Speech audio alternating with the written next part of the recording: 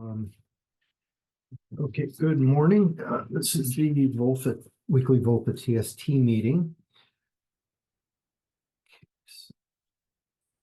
I don't have a whole lot on the agenda for this week, so if anybody would like to bring up anything, feel free. Let's see, for announcements. So I mentioned this last week. We had a problem with the Jenkins server. Um, some of the nodes that are spun up for Jenkins to do work or get spun up out in AWS, out in the cloud. Um, there's an AMI image, it's a base image that's used to spin up the nodes. So we'll basically make a copy of the base image and then augment that with additional packages that we need to run things on. The AMI image was inadvertently deleted a little while ago. And one of the problems we're running into right now, some of the content on it was old enough that it's no longer available. So we're trying to reconstruct it from scratch right now. Uh, Something that I've been seeing, I'm going to go in and start trying to build an image by myself as well. Some of the Python packages that are being installed on top of the base image that was being used, I'm seeing a lot of version conflicts. And considering the test failures that we have with robot test, the harness, I don't have a good feeling right now with the combination of versions that we have. So I'm going to try and go in and get something, create something that's closer to what we had before. But that's pretty much the state of it right now. We cannot launch Jenkins jobs until we get the AMI image recreated. So that's a pretty bad blocker for us right now. But that's the update I have so far. And if anybody has any questions or anything about that, feel free to ask.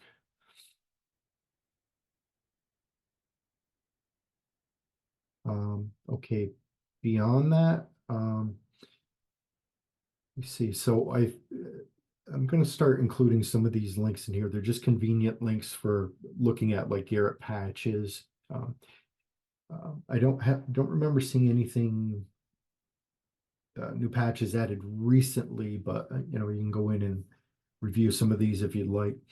And there's I added links to a couple of scripts in here.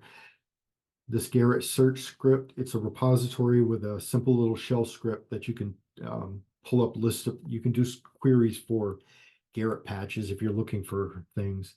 Likewise for Jenkins, you can search for Jenkins jobs.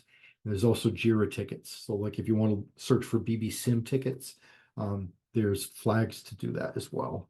It's pretty straightforward. And there's examples you can use in here. And with that, oh yeah, I forgot about this one. So before we jump in and open up the floor for discussion, you see, I was cleaning up some code that I've been running the pre-commit tool off and on to try and clean up some of the linting failures in the code base. And Mahir noticed something in one of the patches I submitted. Somebody had checked in a VS Code directory into the repository. I was just going in and adding copyright licensing text into it so it would stop failing. The file, the patches in Garrett 35248. There's a couple of files down here. It's nothing exciting. It looks like a skeleton config file for the editor. A question that came up was one, I don't know if we're going to have problems with frozen editor settings if these are checked in, given these are versioned. And two, checking VS Code changes in kind of is pushing personal preferences out for the entire project to use.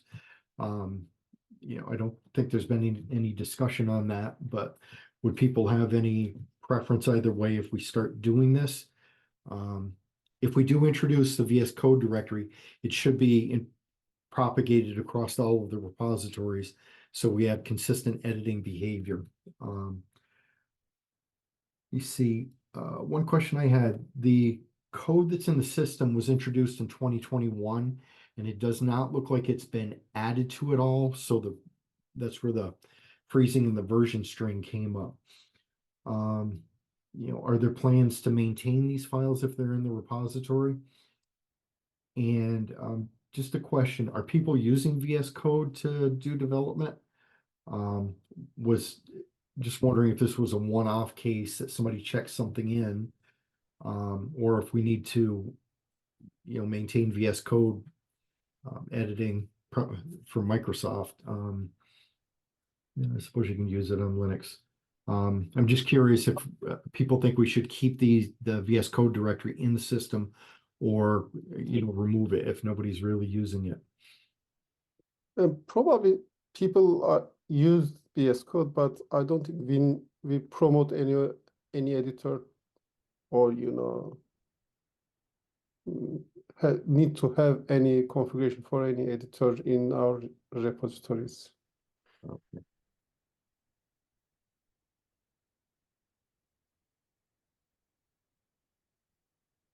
If there is a need for it, people can maintain their own local configs with little backup scripts or whatever they really wanted to.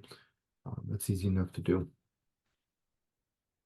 Okay, so for that short rambling, the floor is open if anybody has anything to discuss, or if there's any questions or anything. I'd like to discuss the VPN because that's, again, a blocking issue that needs to be, kept high on the priority list for resolving so we can shut down the colo. Yeah, that is on the list. Right now, with Jenkins being down, we can't do anything until that's resolved. The standing up the AMI images to get Jenkins back online is going to be done in parallel with doing the VPN, or the Colo VPN.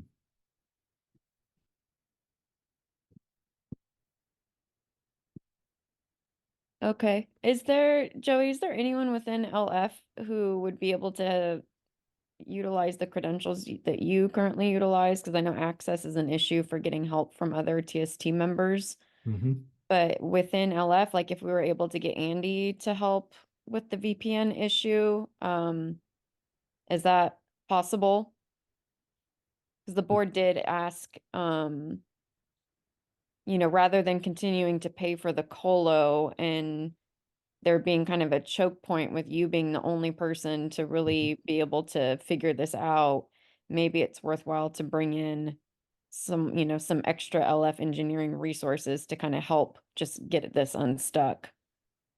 AWS, they definitely can get at. They're not going to have credentials to get into the Colo right now. Can we get them credentials? Not easily, because that's adding pseudo access on the system. It's not for lack of not wanting to. It's not going to be easy.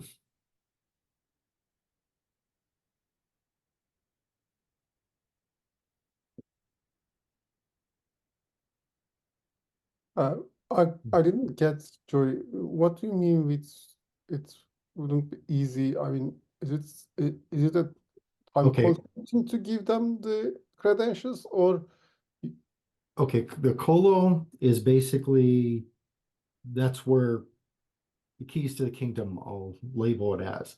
So access to the Colo is very restricted. There's only two logins two logins allowed right now. I'm not going to get into the access because that's kind of opening up a security hole.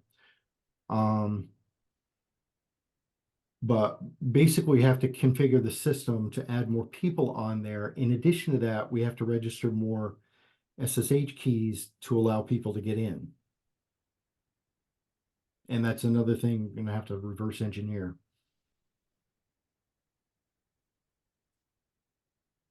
Okay. Joey, can you set up a meeting with Andy and if necessarily Steve Ira to come up with a working plan and either look at two different options, whether that's getting more LF engineering in place or what we need to do to move this forward more rapidly because it's not progressing at a rate that is acceptable for the board right now. So we need to make progress on this. All right. And if that's bringing in extra engineering resources, then we need to figure out how to do that in a secure way. Mhm. So can you set that up? And I'm happy to join. You could, if you think Mahir or Amit need to be there as well, then invite them. But let's pull them in and see if they have ideas for how we can accelerate this. Okay. Thank you. Mhm.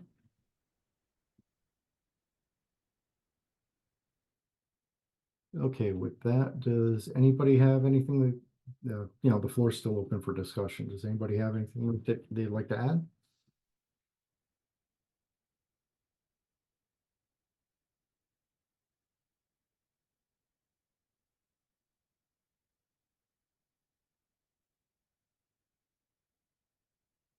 Okay, I guess last call, if anybody has anything they'd like to bring up. Okay, I guess, well, thanks for joining then.